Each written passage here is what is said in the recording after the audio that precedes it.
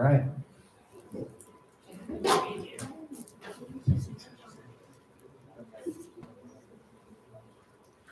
All right, guys.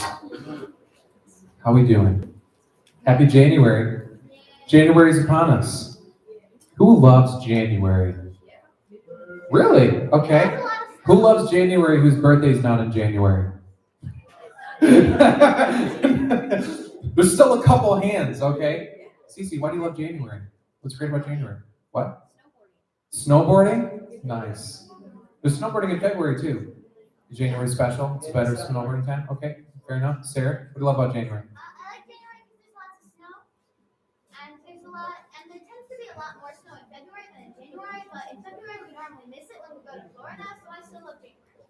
Nice. All right, there you go. So snow. We got some snow lovers in the place. I will say that statistically speaking, you guys are a minority because not many people like January. It's kind of it's voted as the least favorite month of the year by most Americans. I don't know who does that voting. I don't remember voting for that, but apparently America says that January is not a great month. And there is one reason why January kind of stinks for you guys as students, and that is that you have to go back to school after Christmas.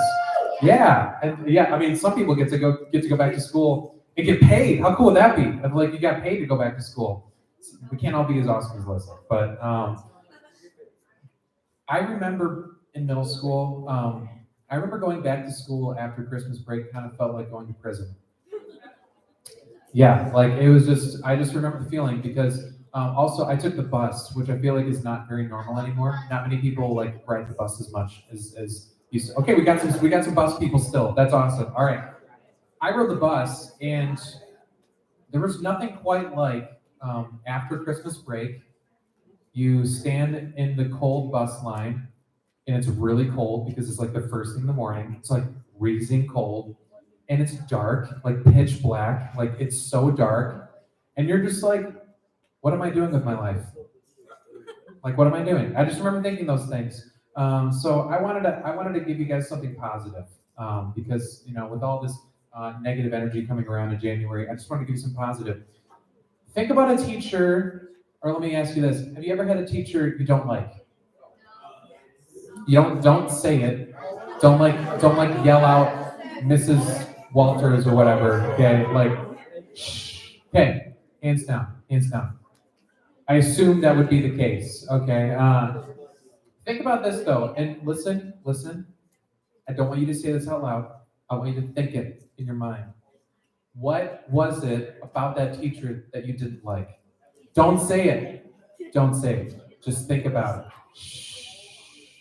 Okay.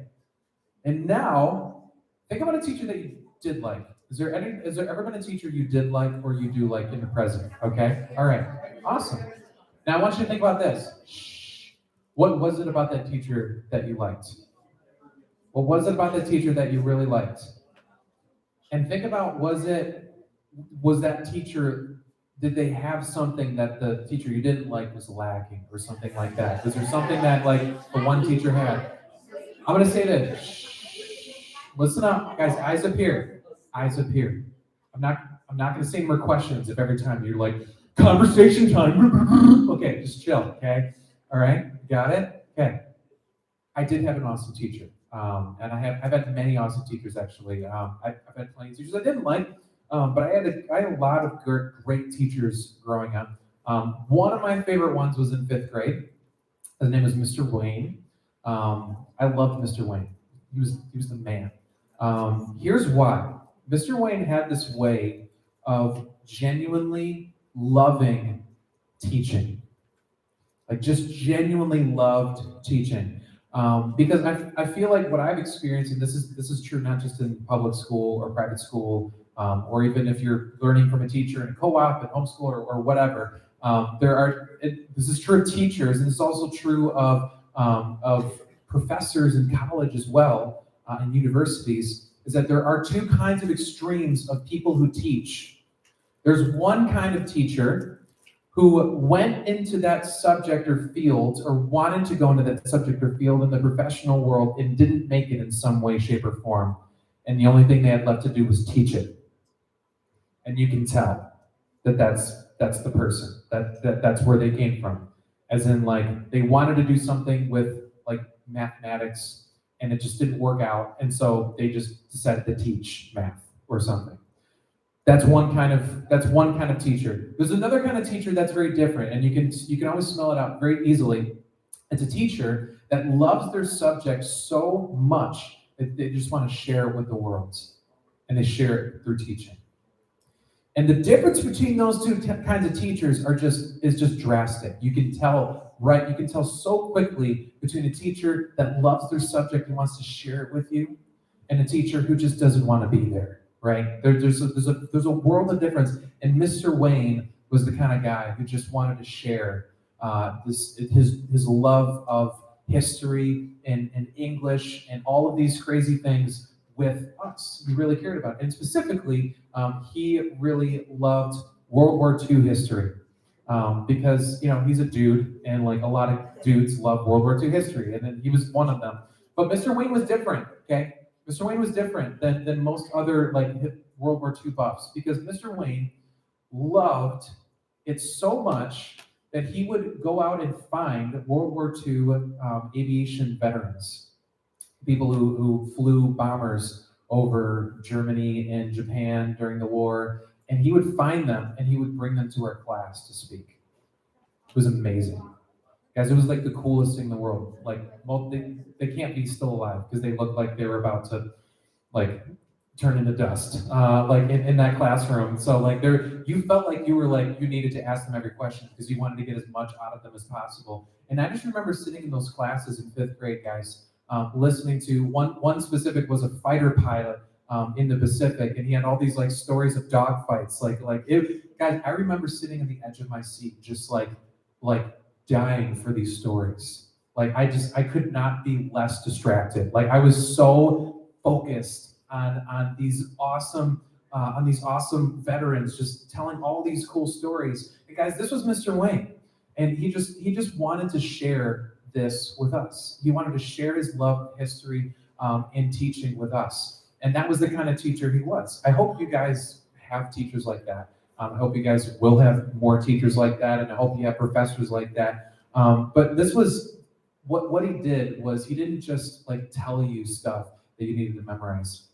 He showed you things, right? He painted pictures with his words and with his stories. He made you feel like history was alive, like it was real and it was alive and it was right in front of you. We're going to spend most of the winter looking at a specific part of Jesus. We're going to be looking at his teaching. And I think you're going to find Jesus to be the kind of teacher that keeps you on the edge of your seat, the kind that keeps you from daydreaming, rather than the boring, lifeless kind that makes you just want to stop talking. Like, I think you're going to find Jesus as a different teacher than you might have anticipated. You see, there's two main parts of Jesus' time on earth, right? They're both completely vital, and one is not more important than the other, right? There's two really big parts of Jesus' time on earth. They're both connected to his mission of coming to earth, which is to bring starts with the G, rhymes with gospel, there you go. He came to bring the gospel, right? He came to bring the gospel, which is the good news of salvation and hope to a hopeless world. And this is what we just celebrated in Christmas. That's what Christmas is all about, is Jesus coming to earth and bringing the gospel, bringing good news, bringing salvation to all of us. This is what the angel told Joseph in a dream to accept Mary's pregnancy. He said this in Matthew 1:21. He said, she will give birth, there you go. Thank you, Abby. She will give birth to a son, and you're to give him the name Jesus. Jesus just means God saves. And then he says, because he will save his people from their sins. This is the mission of Jesus. This is the mission of the gospel. But how did he do that? How did Jesus bring the gospel? He did that through two main ways. Jesus accomplished the work of the gospel, and he taught the way of the gospel. Those are the two ways that he brought salvation to the world. Those are the two ways that he brought the gospel to a world that needed it. He accomplished the work of the gospel, and he taught the way of the gospel. The work of the gospel is his sacrifice on the cross, right? His act of defeating sin and death, bringing us into a right relationship with God. That is the work of the gospel, right? It was accomplished on our behalf, and it's a work that only he could do. It was only something Jesus could do, and our faith in this work is our hope of salvation. But notice something, guys. If that was the work of the gospel, and it was just that he would die on the cross and then be resurrected in 3 days, why do you think Jesus didn't just show up to earth as a 33-year-old man, because he died when he was 33? Why didn't Jesus just show up on earth as a 33-year-old man, like come down Thor style, and then do the mission of the gospel? Why didn't he do that? Why didn't he just transport himself? Why did he come as a little baby? Okay, let's say he did come as a little baby, that's great. Why didn't Jesus just spend his life doing whatever, and then when he hit 33, he's like, okay, time to go save the world. All right, I'm going to get on a really awesome horse and ride all the way to Jerusalem, go find some Roman soldiers, tell them I need to get crucified for the sins of the world, and then be on my way to heaven, right? Why didn't Jesus do that? There was something else that Jesus did. Jesus hit 30, and he began 3 long years of ministry where he had disciples and followers who came and went, but he did ministry. He performed signs and wonders. He healed people. He commanded demons. He stilled storms. He produced lunch out of thin air to 5,000 people. But then he used those signs and wonders as a base for people to listen to him teach. He taught sometimes by arguing, by debating with Pharisees and religious leaders. He taught sometimes with parables, like their little stories with heavenly meanings beneath them. And sometimes he just sat in front of a crowd of people and he just taught. See, sometimes people want to put more importance on one or another of these parts of Jesus' mission. Right? There are some who want to just disregard Jesus' saving work. Remember, the 2 parts of Jesus' work and mission of the gospel. He accomplished the work of the gospel through his death and resurrection, and he accomplished the way of the gospel. He taught the way of the gospel through his teaching. And some people want to put more importance on one of these things than the other thing. There are people who want to disregard Jesus' saving gospel work, which is his death on the cross and resurrection, and kind of look at it like religious superstition, and just really focus on Jesus' teaching and call him a great teacher. And that just means he's nothing more than one of the great teachers of the world, like Buddha or Confucius or Aristotle or Mr. Wayne, right? One of the great teachers of the world. But to do this misses everything that he was teaching in the first place. He wasn't just trying to teach people to be better. Right? He wasn't trying to teach history and give more information. He was trying to show them the way of the gospel. And you can only follow in that way if his work on the cross is accomplished and done. Otherwise, we're still dead in sin, and his teaching is just condemnation. It's just telling us something that we can never measure up to. That's what his teaching is if he doesn't have the cross. And this is typically expressed in secularized Christianity, right? Like a form of the faith that rejects the supernatural elements, like all the big supernatural things of Jesus in the Gospels, and just turns it into just the words he said and the teaching that he said. This completely misses the mark and cheapens who Jesus is and what he came to do. Paul made this clear in 1 Corinthians 15, right? He says this, and if Christ has not been raised, aka Christ did not complete the work of the gospel, if he's not been raised, your faith is futile. It's pointless, it's meaningless. You're still in your sins. And then those who have fallen asleep in Christ are lost. Paul's saying those who have died are lost. If Jesus has not been resurrected, if he's not been raised, what are we doing here? That's what Paul's saying. The work of the gospel is so important. But it's really easy to do the opposite, guys. It's really easy to flip that. To take the work of the gospel, the work that Jesus accomplished on the cross, and then ignore his teaching.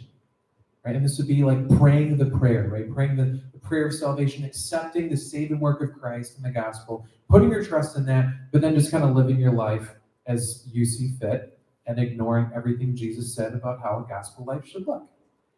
You turn the gospel into like a heaven entrance ticket and let the world fill in the gaps of how to live your life, rather than accepting the gospel as a life transformational eternal kingdom that we're all a part of right now, where we're all together being restored and regenerated and transformed into everything God created us for. And in the end, someone who does this gets the same result as the secularized Christianity, just through a different method. It misses the mark. It cheapens who Jesus is and what he came to do. Matthew 7:24. We're going to be spending some time in Matthew 7. And in this moment, Jesus makes it very clear that those who maybe just accept his work and don't listen to his words or teaching or live their life the way Jesus has commanded and instructed, they're in sin and they're in error. He says this in 7:24. He says, "Therefore, everyone who hears these words of mine and puts them into practice is like a wise man who built his house on the rock." Then skip ahead to verse 26. "But everyone who hears these words of mine and does not put them into practice is like a foolish man who built his house on sand." What happens to a house that's built on sand? It falls. The sand is a terrible foundation. You can't build your house on sand. You need to build your house on bedrock. And Jesus is saying, everyone who does not listen to my words, everyone who abandons my teaching, is building their house on sand. And this comes out in different ways. It comes out in the form of like Christians that just maybe pray the prayer, accept Christ, but then lives their lives apart from his teaching, right? This is a Christian who talks the talk, but doesn't walk the walk. But it also comes up clearly in different ways, right? In culture war Christians sometimes, like Christians who use Christian language and Christian symbols, but get so bound up in the world and the world's issues that you end up getting taught by the world in the end.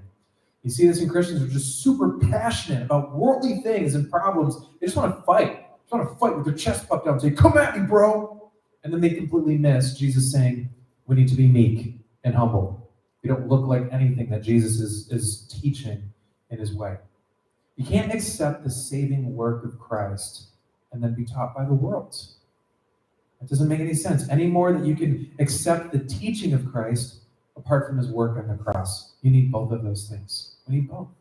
And it's awesome that we have both, because if it's not for his saving work on the cross, his teaching would not be good. It would not be wonderful. It would be condemning, right? His teaching reveals what a gospel life looks like.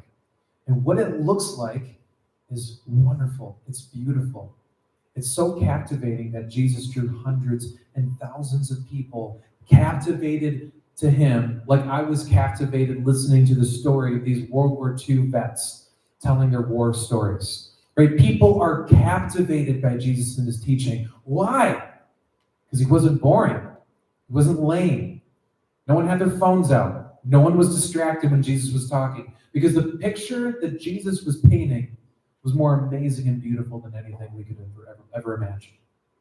You just imagine people listening to Jesus and thinking, is this possible? Can a human being actually reflect this kind of life, this kind of heart? A heart and a life of care and compassion and humility and strength and hope and peace and stability and truth and life. Is this even possible? It is. It's possible because of the work of Christ on the cross. So we're going to enter into the season of the year leading up to Easter. And I kind of think of the year in terms of holidays. I don't know if you guys think of the year that way, but that's how I think of it. And we're in this like in-between stage of between Christmas and Easter. That's like how I look at the world. Like it's kind of like this dark abyss before Easter and after Christmas.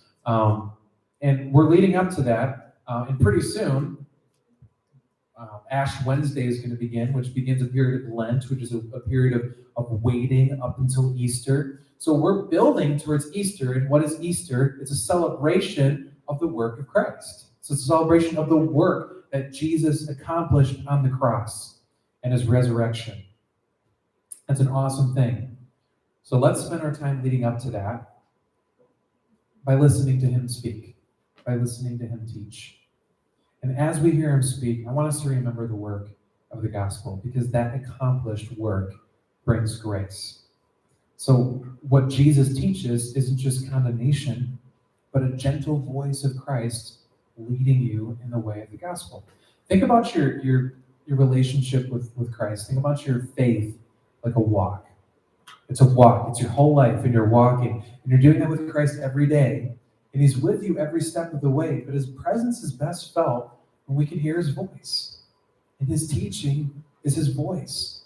It's gentle and firm, calling you into the gospel, calling you into the hope and freedom and joy of God. And his teaching that we're going to hear is this constant invitation to hear his voice calling you and leading.